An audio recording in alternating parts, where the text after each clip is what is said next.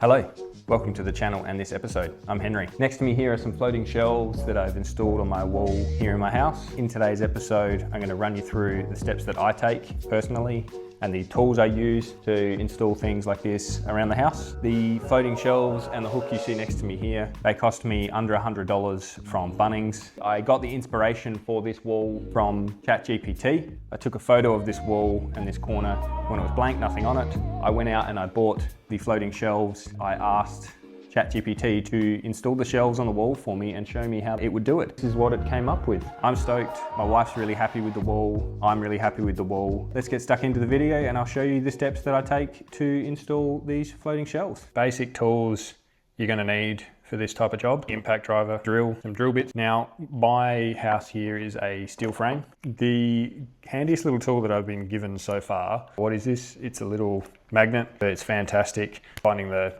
metal stud in your wall if you've got a steel frame. Really handy little tool, shout out Mumbles. Tape measure, metal screws.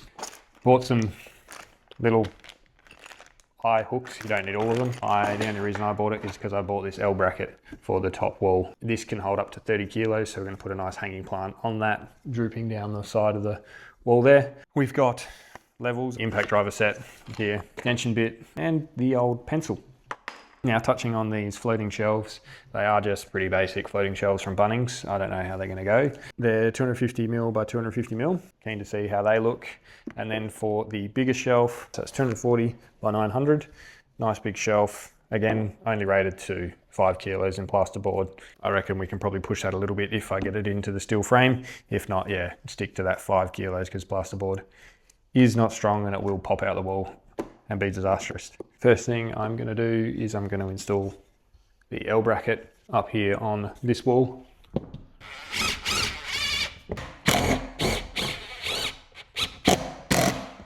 That's the first one in. One thing that I absolutely love when you're doing projects like this is probably the cheapest little tool you can buy. I'll grab it. It's this little guy.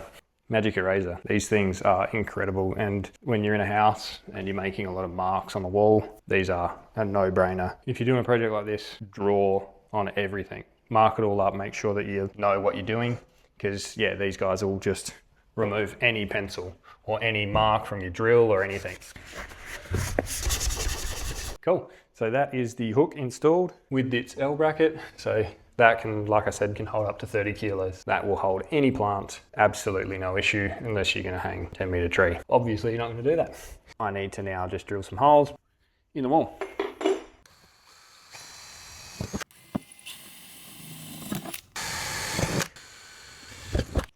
Next bit is these wall plugs. Everything comes in plastic, it's frustrating. Let's get this on the wall.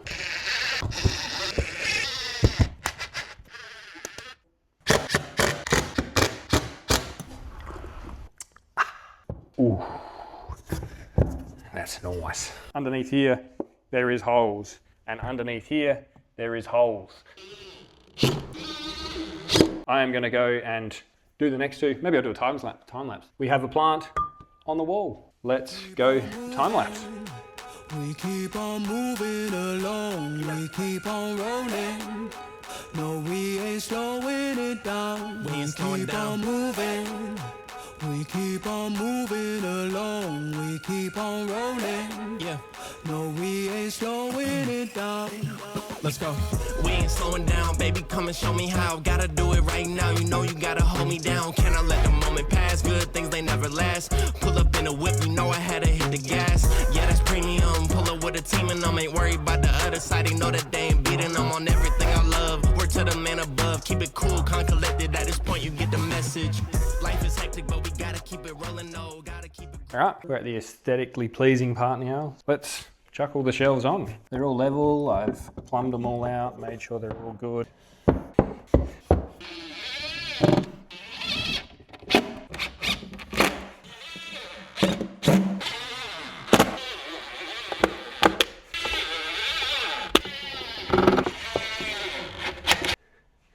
Pretty much identical to the ChatGPT picture that he created for me. So in case you're wondering, that cost me roughly $114 to make this wall look 10 times better than it did before. It looks amazing now.